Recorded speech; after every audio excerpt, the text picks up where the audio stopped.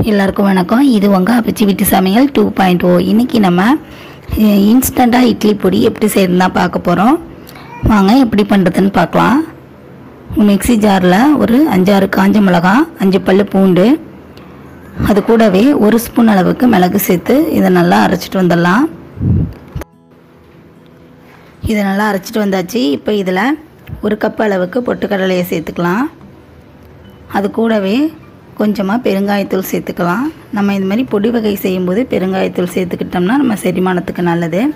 இதை நம்ம அரைச்சிட்டு வந்துடலாம். அரைச்சிட்டு வந்தாச்சு. இதில் தேவையான அளவு உப்பு சேர்த்து அரைச்சிட்டு வந்துடலாம்.